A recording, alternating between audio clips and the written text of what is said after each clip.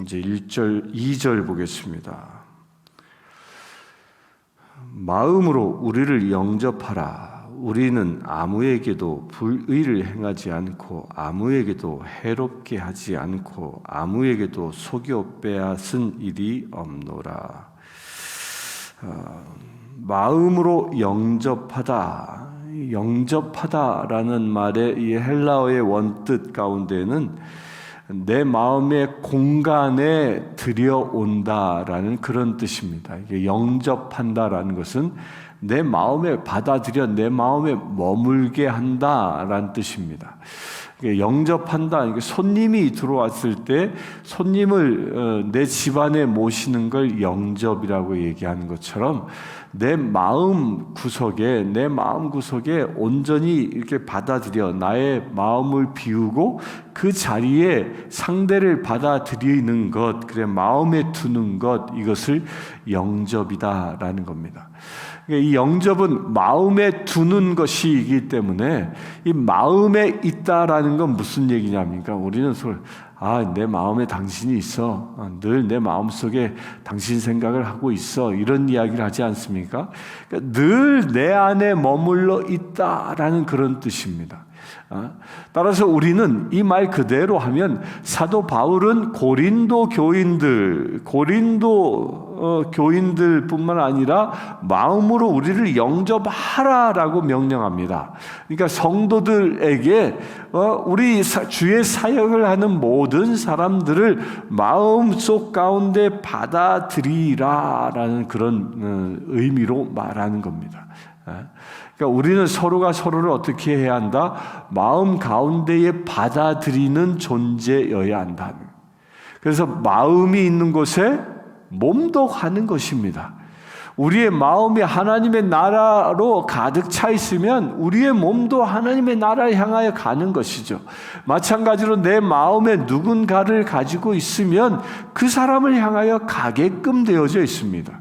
남녀가 만나 사랑하면 그 사랑한다라는 게 뭐예요? 마음 가운 특별히 내 마음 가장 중심에 한 가운데에 그 이성의 어떤 사람을 받아들인 거죠. 그 마음 가운데 머물게 한 것입니다. 그래서 내 몸도 그 사람을 향하여 가는 거예요. 가는 것. 사랑하게 되면 언제나 서나 그 사람 생각뿐이고 그 사람을 향하여 나가고자 하는 마음이 간절한 것처럼 우리가 서로 그런 관계여야 한다는 겁니다. 여러분들이 저를 영접하십니까? 저도 또한 여러분들을 영접합니다. 마음속에 가득 두는 그런 존재가 성도와 성도의 관계이고 또한 성도와 목회자의 관계인 것입니다. 서로의 마음의 중심에 서로를 모실 수 있게 되기를 바랍니다. 그렇게 서로 마음의 중심에 모시고 있는 사람들은 불의를 행하지 않고 서로를 속이지 않는다는 거예요. 사랑하는 사람에게 불의를 행합니까? 사랑하는 사람을 속이고 등쳐먹습니까? 그건 사랑하는 것이 아니죠. 그것은 이용하는 것이죠. 우리가 진정 사랑으로 나의 마음에 상대를 두고 있다면 그 사람을 위하여 헌신하는 관계가 되어진다는 겁니다. 사도 바울이 이 이야기를 다시 하고 있는 겁니다. 내가 고린도 교인들에게 불의를 행한 것도 아니고 너희들 속이는 일도 해야 하는 일도 하지 않았다. 왜? 내 마음 중심에 너희가 있었기 때문이다 라는 말을 반증하고 있는 겁니다. 3절 보면 내가 이 말을 하는 것은 너희를 정죄하려고 하는 것이 아니라 내가 이전에 말하였거니와 너희가 우리 마음에 있어 함께 죽고 함께 살게 하고자 함이라. 너희가 우리 마음에 있어 함께 죽고 함께 살게 함이라. 아주 엄청난 선포를 하고 있습니다. 그러니까 너희가 고린도 교인들 너희는 누구에게 있다고?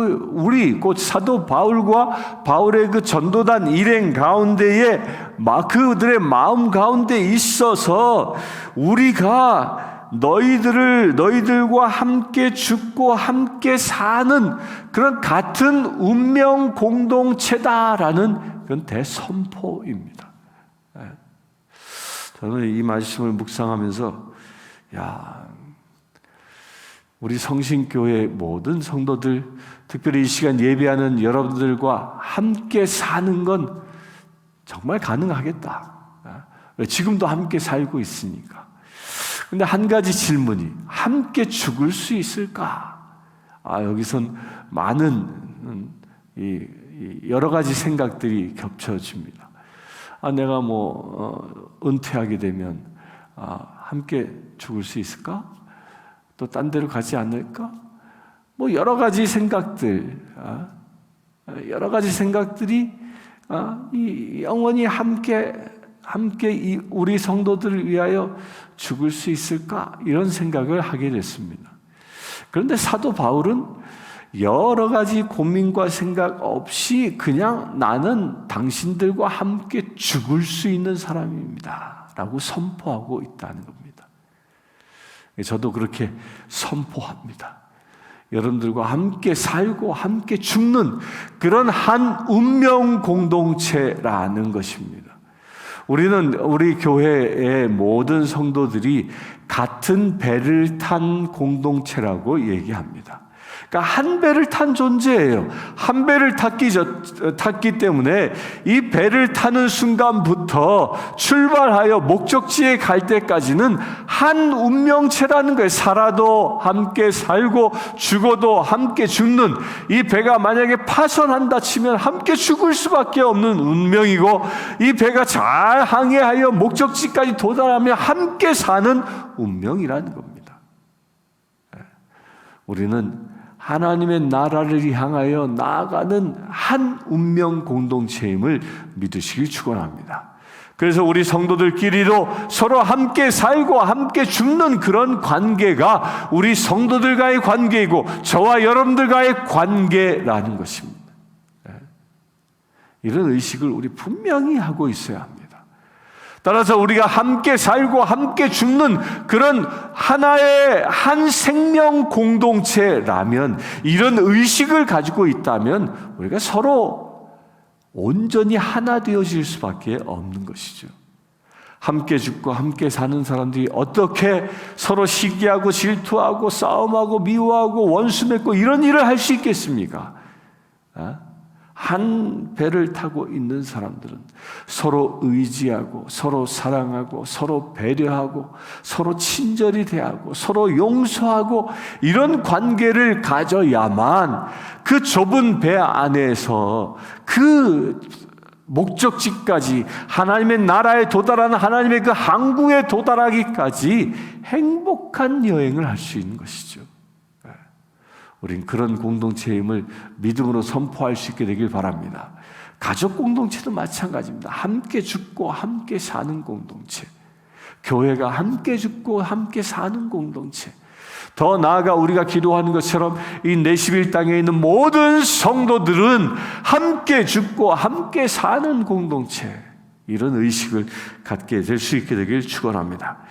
4절 봅니다. 나는 너희를 향하여 담대한 것도 많고 너희를 위하여 자랑하는 것도 많으니 내가 우리의 모든 환난 가운데서도 우리 위로가 가득하고 기쁨이 넘치는도다.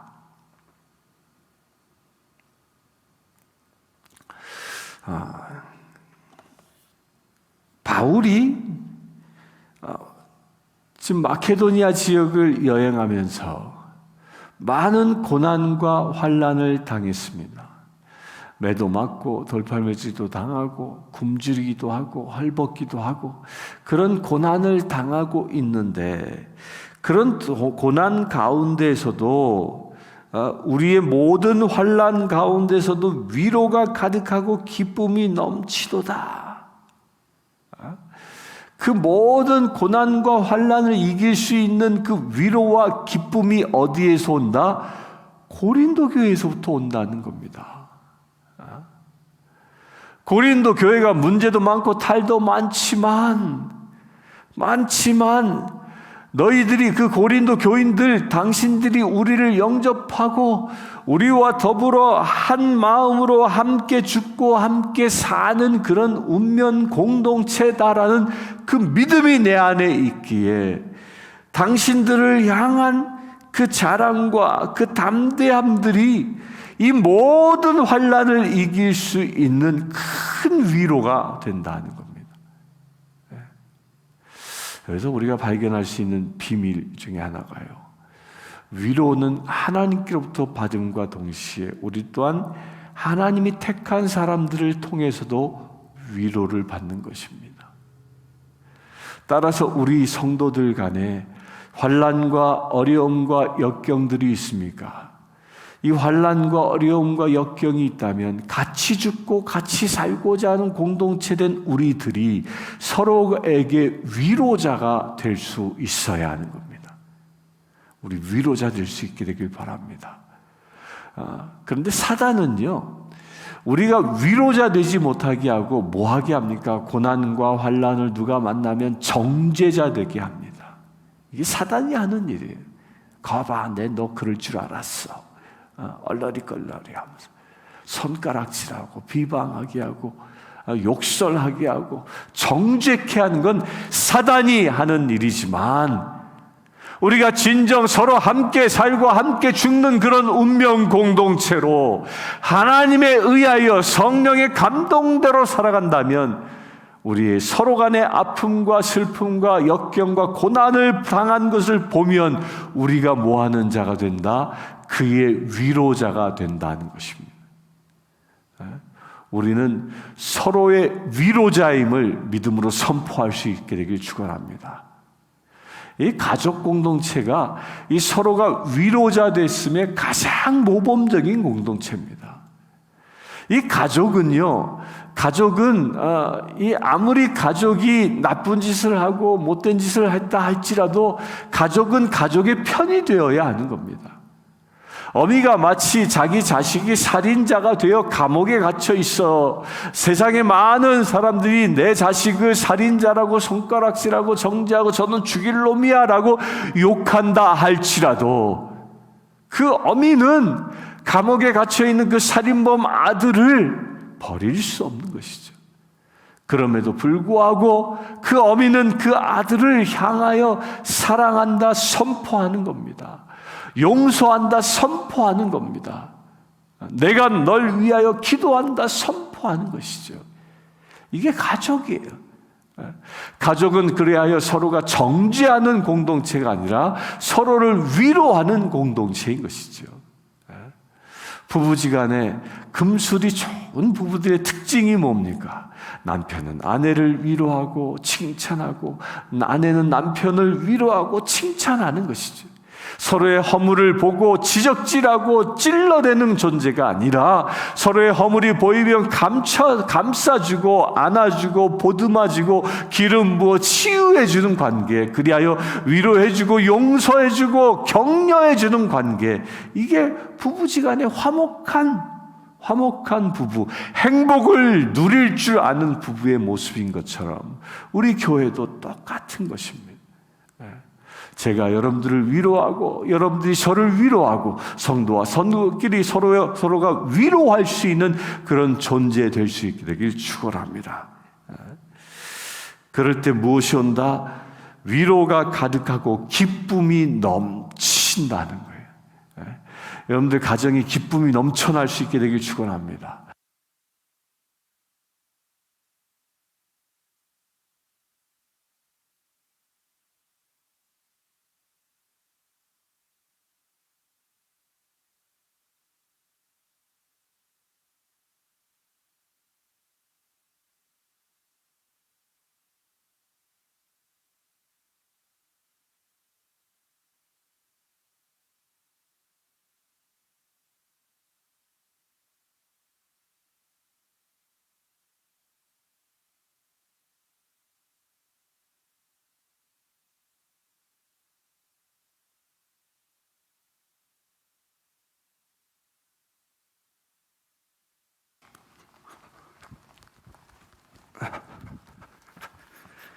죄송합니다. 이 마이크에 배터리가 다 떨어진 줄 모르고 배터리가 떨어져서 방송이 잠시 문제가 생겼습니다. 다시 이어서 하겠습니다. 그렇게 우리가 서로의 위로자가 되어지면 가정의 기쁨이 넘치고 교회가 기쁨이 넘치는 겁니다. 그래서 우리가 모일 때마다 그 기쁨의 은혜를 나누는 것이죠. 우리 교회도 그런 기쁨의 공동체이고 그 기쁨으로 항해하는 한 운명 공동체임을 믿음으로 선포할 수 있게 되길 바랍니다. 우리가 서로가 서로에게 위로자로 설 수 있게 되길 축원합니다. 5절을 봅니다. 우리가 마케도니아에 이르렀을 때에도 우리 육체가 편하지 못하였고 사방으로 환난을 당하여 밖으로는 다툼이요 안으로는 두려움이었노라. 그러나 낙심하는 자들을 위로하시는 하나님이 디도가 옴으로 우리를 위로하셨으니 그가 온 것뿐 아니요 오직 그가 너희에게서 받은 그 위로로 위로하고 너희의 사모함과 애통함과 나를 위하여 열심히 있는 것을 우리에게 보고함으로 나를 더욱 기쁘게 하였느니라. 마게도니아에서 많은 환난과 이 고통을 당하고 있었습니다. 지금 이 고린도 후서를 쓰고 있는 그 시점은 바로 그런 고통 속에 있었던 그런 시점에 쓰고 있는 겁니다. 그렇게 고통 가운데 선교를 위하여 이 고난받고 있는 그 순간에 누가 왔습니까? 고린도 전서를 들고 갔던 고린도 전서를 들려서 사도 바울이 고린도 교회에 파송했던 자기의 제자 디도가 돌아온 이야기를 기록하고 있습니다. 이 마게도니아에서 그러자 그 디도가 그 고난 가운데 있는 바울의 일행과 합류하여 그들에게 무엇을 주었다? 위로를 주었다. 기쁨을 주었다. 그 기쁨이 무엇입니까? 그 기쁨의 이유는 너희의 사모함과 애통함이 나를 위하여 열심히 있는 것. 이 말 딴 게 아니에요. 고린도 교인들이 고린도 전서를 써 보낼 때만 보더라도 뭐했습니까? 심각한 문제에 빠져서 바울이 사도냐 아니냐 이런 문제를 놓고 논쟁하였고, 그래요 바울파다 계바파다 아볼로파다 그리스도파다 분열되어졌고, 또한 그들은 말씀을 잃어버려 이 음란에 사로잡혀 있었고, 뭐 이런 어려운 교회에 있는 줄로만 알았는데, 디도가 고린도전서를 들고 가서 복음을 전하고 나니까 그들이 어떻게 변했습니까? 그들이 사도 바울에 대하여 사모함이 넘쳐나게 되었고, 또한 애통함, 사도 바울이 복음을 전하기 위하여 고진 엄청난 고난을 당하고 있는 그 소식을 듣고 같이 애통해 하는 그런 마음이 그들 안에 있었음을 듣게 된 것이죠. 또한 나를 위하여 열심히 있는 것, 이 열심히 있다는 말은 뭐냐면요, 사도 바울을 위하여 열정을 다하여 기도하고 있다라는 겁니다. 이런 것들이 무엇을 주었다? 나를 더욱 기쁘게 하였다라는 겁니다. 우리도 이런 관계가 될 수 있게 되길 축원합니다. 우리가 내가 고난과 환난 가운데 있을지라도 누군가가 우리 성도들이 나를 위하여 그 사모함 사랑하는 마음으로, 나를 위하여 애통해하는 마음으로 열심을 다하여 기도하고 위로자가 되어져 내가 그를 통하여 기쁨을 얻을 수 있게 되길 축원합니다. 우리가 이렇게 서로 사모하고 서로 애통해하고 서로를 위하여 열심을 다해 기도할 때에 우리는 상대에게 기쁨을 전할 수 있는 축복의 통로가 된다는 겁니다. 우리는 그런 관계입니다. 가족이 그런 관계이고 성도들끼리가 그런 관계이라는 겁니다. 그래서 우리 성도들이 어려운 일을 당했다라는 소식을 들으면 그를 진정 사랑하는 마음으로, 애통해하는 마음으로 하나님 앞에 대신 무릎 꿇고 엎드려 기도하는 그런 관계가 우리 성도들과의 관계인 겁니다. 근데 사단은 어떻게 합니까? 누군가 시험 들고 어려움에 빠졌다라는 소식을 들으면 공격하게 하지요. 그리하여 서로 공격하고 비방하게 해서 서로 간의 관계를 찢어버리게 만드는, 원수 맺게 만드는 것이 사단이 하는 일이라면, 성령 하나님이 하시는 일은 이렇게 사모하는 마음, 애통해하는 마음으로 기도하게 하는 것이, 그리하여 그 기도를 통해서 상대에게 기쁨을 전하는 것이 성령 하나님이 하시는 일인 것입니다. 우리는 마귀의 포로된 자가 아니라 성령 하나님에 의하여 하나 된 존재임을 믿음으로 선포할 수 있게 되길 축원합니다. 8절 봅니다. 그러므로 내가 편지로 너희를 근심하게 한 것을 후회하였으나 지금은 후회하지 아니함은 그 편지가 너희로 잠시만 근심하게 한 줄을 알미라.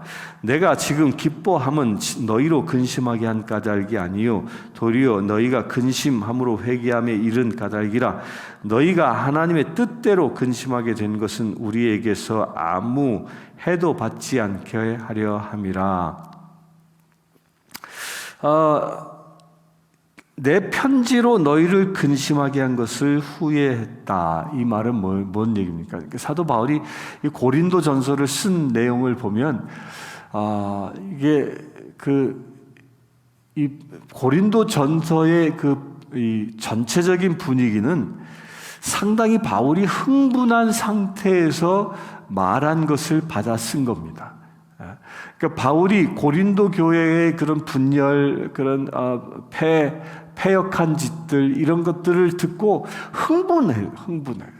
흥분해서 이 대필하는 사람한테 막 흥분한 언저로 이게 쓰게 한 것이죠. 그렇게 흥분한 어조로 써서 그 사도 바울이 고린도 교회의 잘못된 것들을 낱낱이 지적하고 그것으로부터 돌아오기를 그렇게 말한 것을 어떻게 했다? 후회했다. 왜 후회했을까요? 그렇게 자신들의 잘못을 지적한 것을 보고 고린도 교인들이 더 힘들어하지 않을까라는 마음 때문에 디도가 돌아오기 전까지는 그것 때문에 고심한 겁니다. 혹여 내가 보낸 서신 때문에 더 큰 상처는 받진 않을까, 내가 보낸 서신 때문에 더 분파가 더 심해지진 않을까, 이런 근심이 내 안에 있었다는 거죠. 그런데 뭐예요? 그 편지가 너희로 잠시만 근심하게 한 줄을 압니다. 후회하지 아니함은, 디도가 와서 전하기를, 선생님, 우리가 선생님의 편지를 가지고 갔더니 그 편지를 회람한 그 고린도 교인들이 어떻게 했다? 회개하고 주님께 돌아왔다 라는 그 보고를 한 것이죠.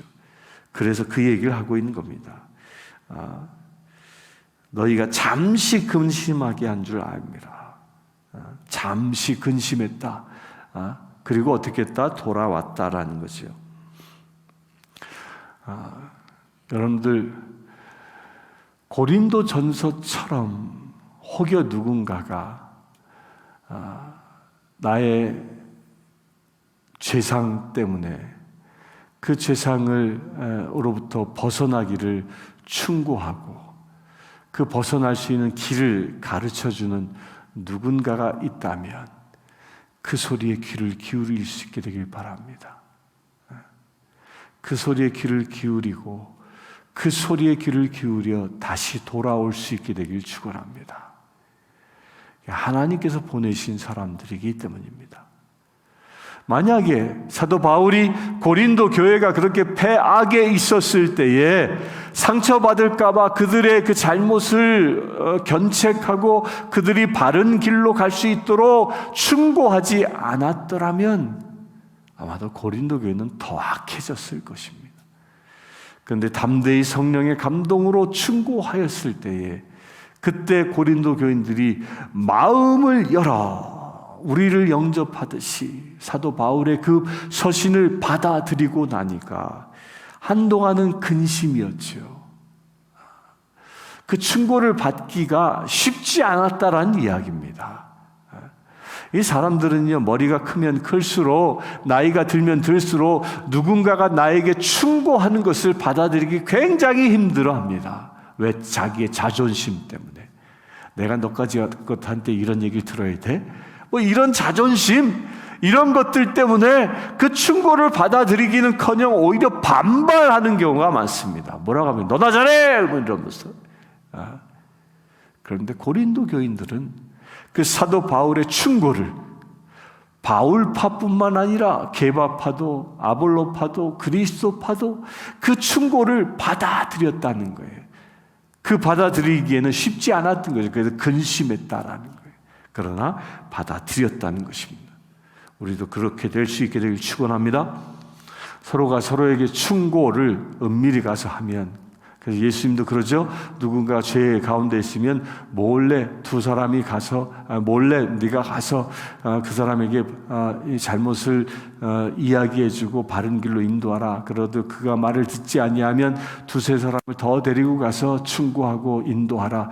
그래도 듣지 않으면 교회에 고하라 라고 말한 것이 이런 것입니다.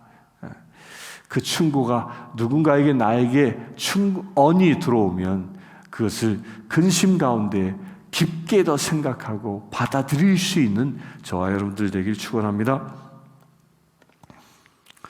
9절부터 봅니다. 내가 지금 기뻐함은 너희로 근심하게 한 까닭이 아니요 도리어 너희가 근심함으로 회개함에 이른 까닭이라. 회개함을 이야기하죠. 10절 하나님의 뜻대로 하는 근심은 후회할 것이 없는 구원에 이르게 하는 회개를 이루는 것이요 세상의 근심은 사망을 이루는 것이라. 그러니까 주님이 주시는 그 충언 때문에 근심하게 하는 것은 회개하여 생명에 이르게 하지만 세상의 근심은 사망에 이르게 한다. 이 세상의 근심이 뭐예요? 이 세상의 근심은 비방하고 욕실하고 이런 것을 통하여 얻은 것을 말하는 겁니다. 그것은 누구를 사망을 서로의 생명을 죽이는 일을 하게 된다는 거죠. 그러니까 세상에 근심거리를 주지 마시길 축원합니다. 충원할 수 있는 자 되길 바랍니다. 11절 보라 하나님의 뜻대로 하게 된 이 근심이 너희로 얼마나 간절하게 하며 얼마나 변증하게 하며 얼마나 분하게 하며 얼마나 두렵게 하며 얼마나 사모하게 하며 얼마나 열심 있게 하며 얼마나 벌하게 하였는가. 너희가 이 일에 대하여 일체 너희 자신의 깨끗함을 나타내었느니라. 아멘. 아멘이십니까? 이 바울의 이 고린도 전서의 말씀을 충원으로 받아들여져 그들이 그 말씀을 기준으로 해서 이제 정결함, 깨끗함으로 회복되어졌다라는 거죠. 이 깨끗함으로 회복되어졌다는 말은 거룩해졌다는 말과 동일한 의미입니다. 그렇다면 이 거룩해졌다는 것은 뭐예요? 이제 그들이 세상의 그런 정욕을 바라보는 자가 아니라 주님을 바라보는 자 되었다라는 겁니다. 사랑하는 성도 여러분, 누군가가 여러분들의 잘못을 놓고 충언하고 바른 길로 인도한다면 그것을 마음속 깊이 받아들여져 내 마음에 잘못된 것들을 예수님의 보혈로 씻어버리시고 이제 나로 하여금 죄를 바라보며 죄에 묶였던 내 영혼이 이제 자유함을 얻어 하나님을 바라보며 그렇게 깨끗한 자로 주를 바라보는 거룩한 삶이 이루어질 수 있게 되기를 축원합니다. 함께 기도하겠습니다. 주 아버지 하나님, 우리가 서로의 위로자 되어지기를 원합니다. 또한 서로에게 충원하는 자 되어지기를 원합니다. 그래 서로가 서로를 받아들이는 자 되어지기를 원합니다. 충원을 받아들일 때에는 참으로 마음이 아프고 상할 수 있습니다. 그리하여 우리가 근심할 수 있으나 그것을 온전히 받아들여 우리가 영원한 생명을 누릴 수 있게 되길 바랍니다. 우리가 서로 비방하고 욕질하고 서로 뭉개려 하는 그런 세상의 근심거리를 주는 자가 아니라 서로 위로하고 격려하고 충원하여 서로의 생명을 살리는 거룩한 체 되기를 원합니다. 우리 주 예수 그리스도의 이름으로 기도드리옵나이다. 아멘. 지금 우리 주 예수 그리스도의 은혜와 하나님의 크신 사랑과 성령님의 감화 감동 교통 치유하심이 이 시간 예배하는 주의 사랑하는 모든 지체들 위해 지금부터 영원토록 함께 하실지어다. 아멘. 아프리카 케냐의 마소교교의 고아원생 스테이시는 여자아이입니다. 스테이시는 초등학교 진행을 희망합니다. 장래 간호사가 되는 것이 꿈입니다. 이 아이는 매달 학비와 점심 식사 비용으로 30불이 필요합니다. 이 아이의 후원자를 찾고 있습니다.